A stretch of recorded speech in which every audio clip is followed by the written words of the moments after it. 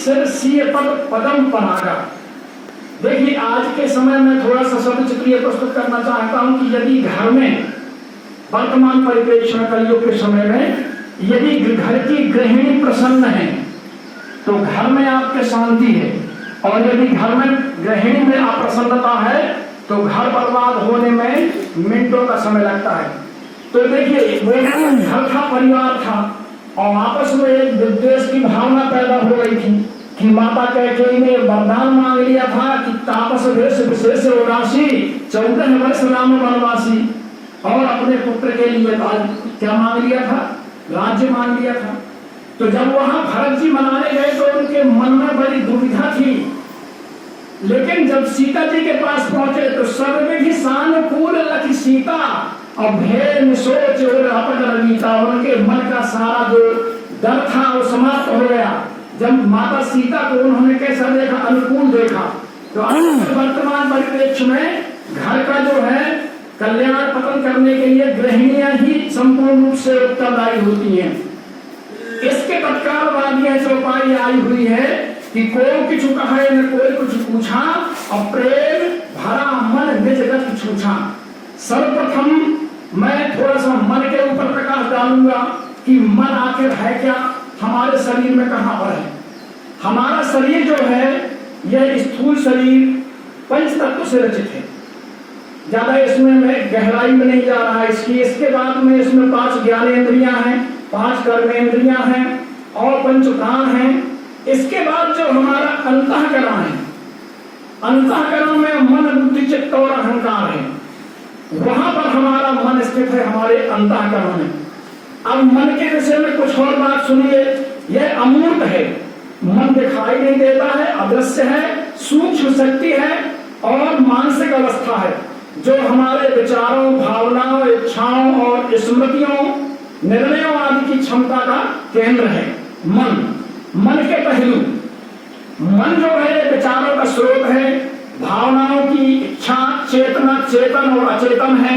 इसमें अति चंचलता है और इसका दार्शनिक दृष्टिकोण भी है। जैसे कि हमारे भारतीय दर्शन में इसे अंतःकरण, चित्त, बुद्धि, अहंकार का हिस्सा माना गया है। आत्मा और शरीर को जोड़ता है मन। अब देखिए इसके कार्य देखिए, कुछ सोचना, महसूस करना, अनुभव करना, कल्पना करना, याद रखना, इच्छा करना आदि इत्यादि इसके प्रमुख कार्य हैं। और महत्वपूर्ण से एक जो बैर भाव भी ये संजोता है, हमारा मन ही संजोता है। अध्यात्म में देखिए, अध्यात्म मार्ग का साधक अपने मन और बुद्धि को अधिक से अधिक परिष्कृत बनाने का प्रयास करता है। मन में संकल्प में बड़ी शक्ति है, बुद्धि की दृष्टि बड़ी पैनी और दूरगामी है। यह दोनों मिलकर के ही मनुष्य को किसी विपरीत परिस्थितियों से उबार सकते हैं और किसी भी लक्ष्य तक पहुंचा सकते हैं। हमारा मन अत्यंत शक्तिशाली है। मन के सामने कोई ऐसी ताकत नहीं है जो मन से टिक जाए। हम अपने ही विकार और हमारे ही विकास में बाधक होता है मन यदि अनुकूलता प्रदान करे तो हमारे उत्कर्ष में साधक बन गया, और यदि प्रतिकूलता प्रदान किया तो बाधक हो गया। इसलिए हमें अपने मन को शुद्ध रखना है। अपने आप को जीत लेना जो है सर्वोच्च शौर्य है। जिस व्यक्ति ने अपने ऊपर विजय प्राप्त कर ली वह सबसे बड़ा बहादुर है। इसमें बिना सारे संसार की विजय अधूरी है। यदि हमारा मन बस में नहीं है और आपने सारे संसार को भी जीत लिया तो आपकी विजय अधूरी है। रावण को भी इस बात का जो है अपनी भूल का अनुभव हुआ था। स्पष्ट है कि रावण के अहंकार दुष्परिणाम जानता था कि मुझ में ये अहंकार है, इसके दुष्परिणाम होंगे, किंतु उसने अपने आप को बचाने के लिए पर्याप्त पुरुषार्थ नहीं किया। उसके मन ने उसका साथ नहीं दिया। अब आइए रामचरितमानस में मन से संबंधित कुछ अध्यात्म पक्ष रखना चाहता हूं मैं।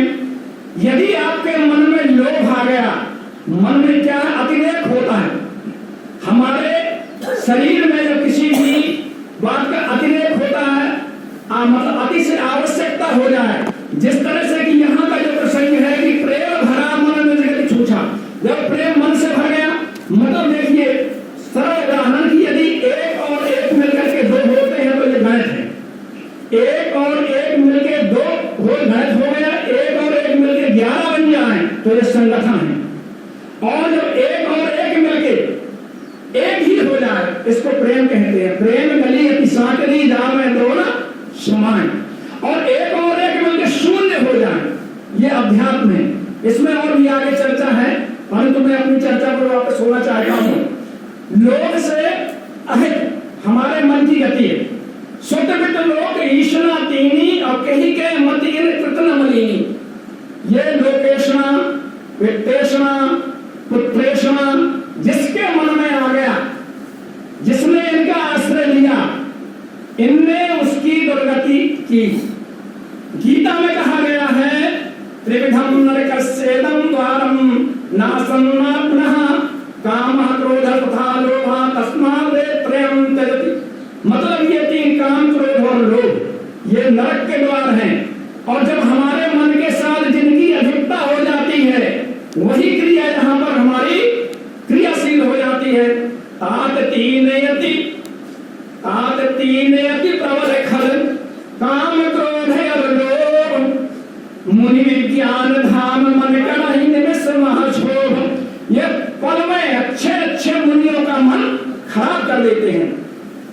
अब देखिए नारद जी की स्थिति देखिए, जब तब कछुन जब मन उनका खराब हुआ, कितने साधक थे कि जितना काम में अहिमित मनवाही कामदेव को जीतने का सामर्थ्य रखने वाले ब्रह्मर्षि नारद जब तब कछु न हो यही गाना और हे विधि मिले कवन विधि वाला।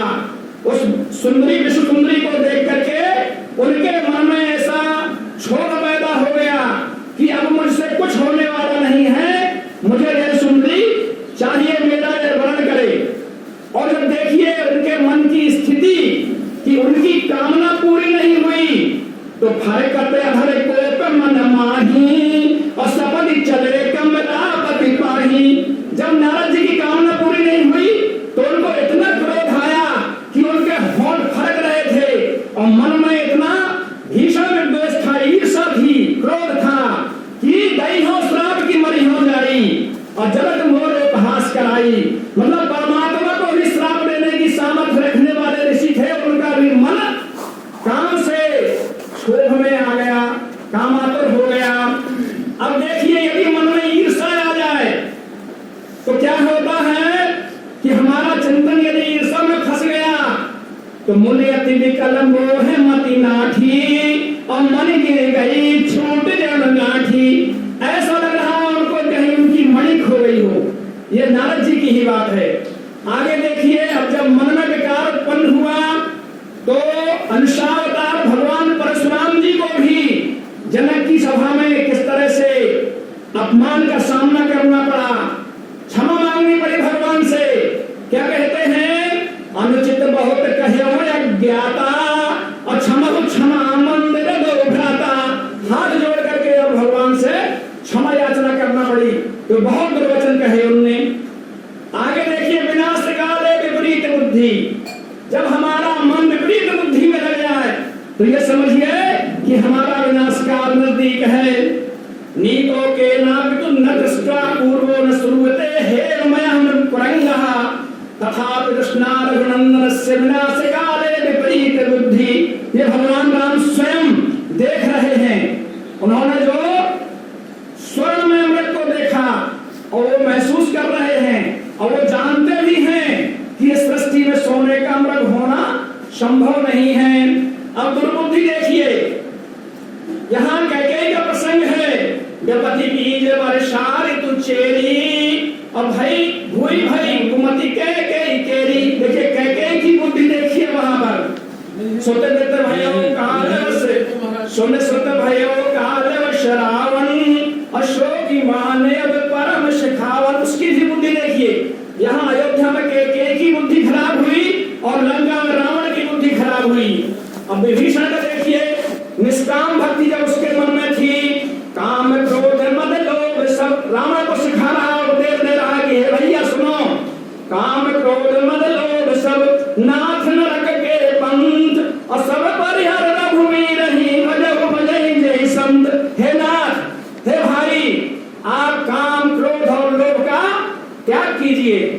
अब देखिए, यदि हमारी बुद्धि में मोह आ गया तो मोह से दुर्गति होती है।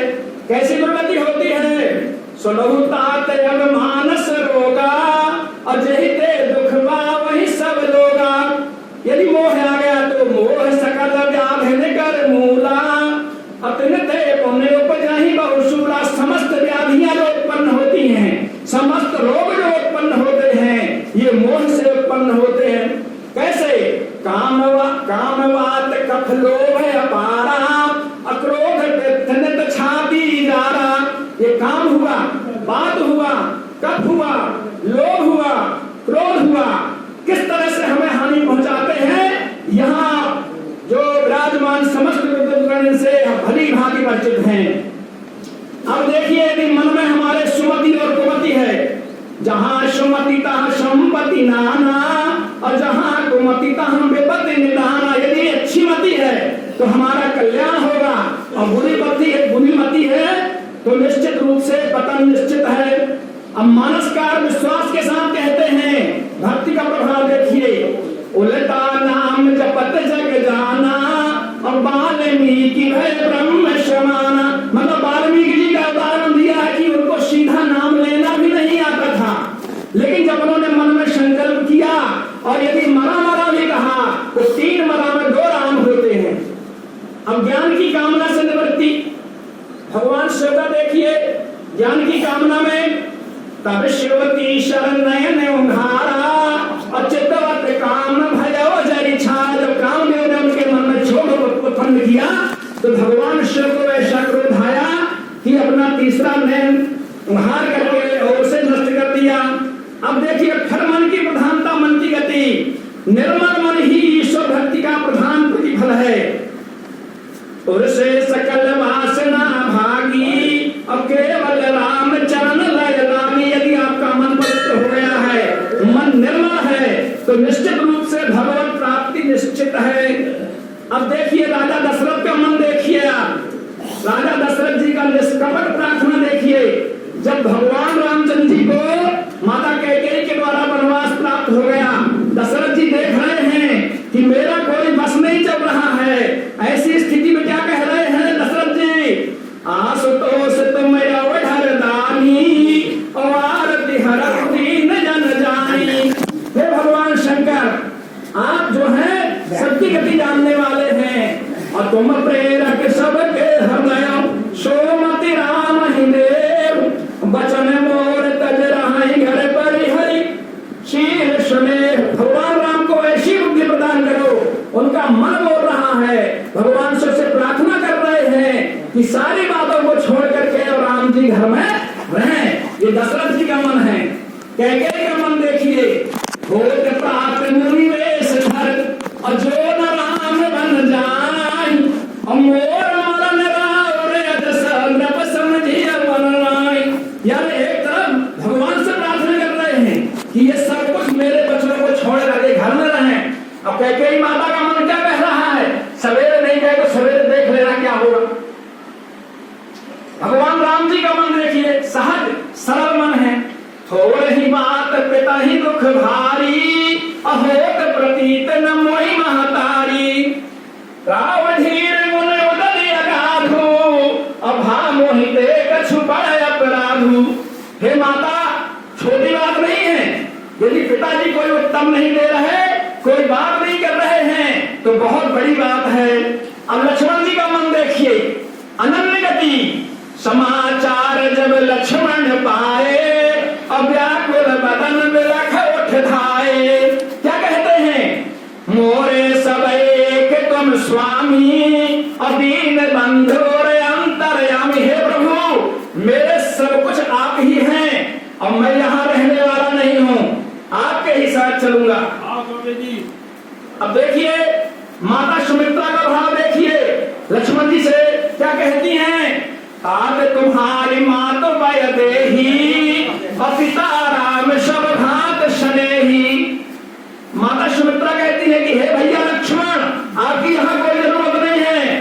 तुम्हारी माता सीता जी हैं और पिता श्री रामचंद्र जी हैं। और भरत जी की स्थिति देखिए, उत्कृष्ट त्याग देखिए। मोहि राज हठ दई हो जब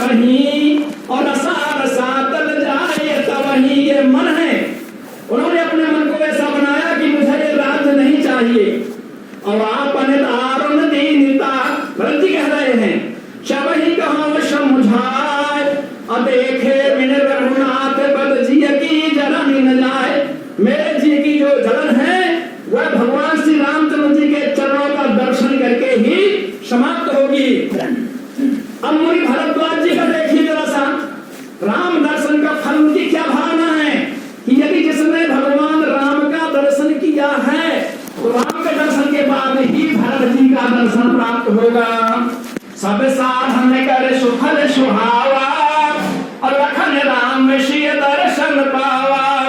अते फल कर फल दर्श तुम्हारा, और शहद प्रयाग सुहाग हमारा। मतलब भगवान राम और सीता लक्ष्मण के दर्शन करने का फल है कि भरत जी का दर्शन होता है। अब मैं अपने अंतिम चरण में थोड़ा सी मन के लिए जो प्रेम की गति है, ये अतिरेक होने पर अपनी गति से यह रुक जाता है। जैसे हमारे भी विश्वकर्मा जी ने बताया कि 4 स्थितियों में रुकता है, और इसी स्थिति को आप लोगों के ऊपर भी अच्छी तरह गुजरती है। 2 पंक्तियां अंत में आप लोगों के सामने प्रस्तुत करना चाहता हूँ। मन पछतई है अवसर बीते, दुर्लभ देह पाय हरि पग भज, कर्म वचन और हीते। मन पछतई है अवसर बीते, हम करी धन धाम समारो, अंत चले फिरीते। शुद्ध बनता दिया विश्वारथ रत, न कर ले है सब हीते। अंतम तो ही तजेंगे पावर, तू न तजे अब हीते। शास बाहु दश वदन आदि नृप, बचे न काल बलीते। मन पछतई है अवसर बीते। अंत में जो प्रेम भरा हुआ मन है, इसकी गति कैसी है? सूझा मतलब अपनी गति से रुका हुआ, रुक जाता है वो। तो मन अत्यंत शक्तिशाली है। यदि वह सुमति के साथ चलता है तो मनुष्य का कल्याण निश्चित है, और यदि वह कुमति के साथ लगा तो सर्वनाश निश्चित है। आगे आपकी मर्जी है मन कहाँ लगाना है। जय जय श्री राम।